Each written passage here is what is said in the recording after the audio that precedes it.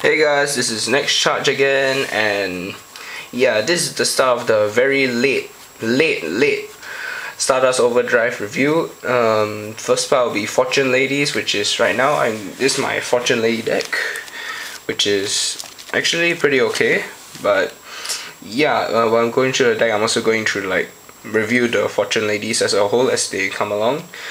This is the 3 Lighty, which is actually Lighty got released in Ancient Prophecy, and she's basically a staple for the deck, preferably in 2 to 3s, but her effect is when she's removed from the field by a card effect, you can search your deck for Fortune Lady and spell summon it from your deck, and actually helps with the swarming mechanic. Next is 3 Darkies, which is as long as this card is face up on the field, whenever a Fortune Lady monster destroys a monster by battle, you can spell summon another Fortune Lady from your graveyard to the field. Really good at swarming, and also helps with the watery strategy, which is later on. This is the basically watery, like I said about Darky and Lighty. Her effect is when she spell summons to the field and there's another Fortune Lady on the field other than Fortune Lady Lighty, you can draw 2 cards. Yep, 2 cards. Thing I forgot to mention about Fortune Ladies is that their attack and defense varies according to their level, but they have different kinds of attack boosters. Like Lighty will be 200 times the number of stars she has, so she'll be 200 attack and defense when she's out on the field. For Watery's case, it is 300, so her attack power will be 1200 and defense also 1200. For Darky, she has 400 attack increase, so that means she has 2000 attack and defense when she comes out on the field.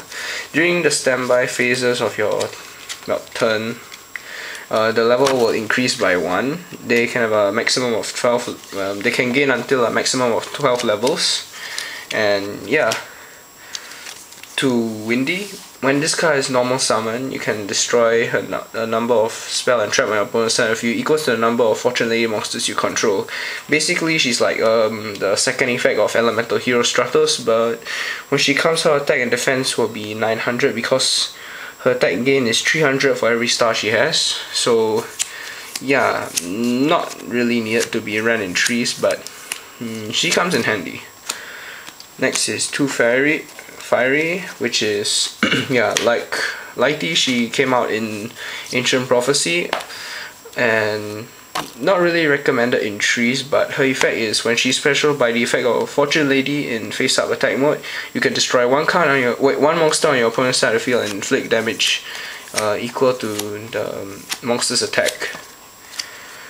2 Witch of yeah, she has a very weird name, but I'll just call her Witch of Fate. When your opponent spell summons a monster, remove from play a monster in your graveyard with question mark attack and question mark defense to destroy the monster. I think it actually says Fortune Lady on the text, but I'm not really bothered to read.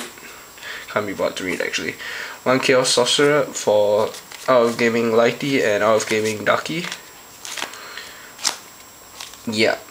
And also this card Breaker also serves as fodder for Chaos Sorcerer.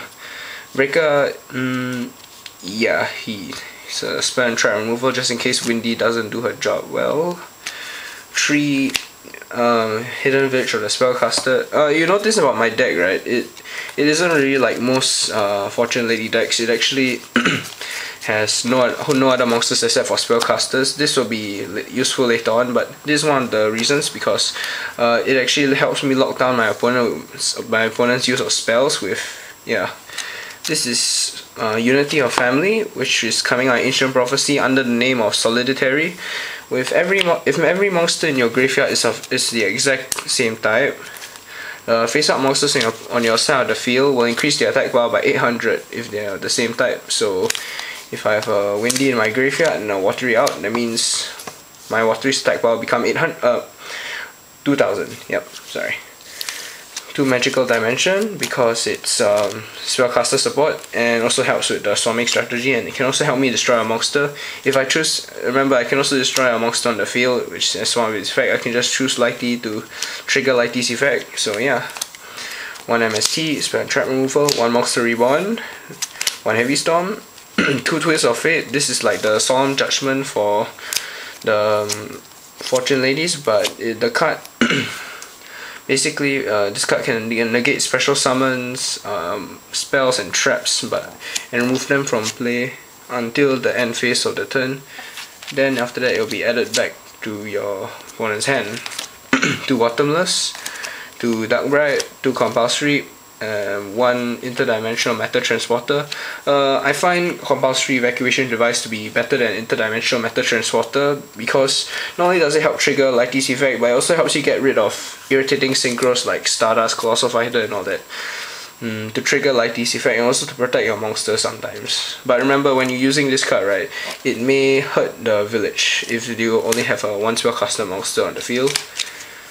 1 Fortune Inherit. Fortune Inherit is when a Fortune Lady monster on your side of the field is destroyed, you can spell summon up to 2 Fortune Ladies during your next standby phase.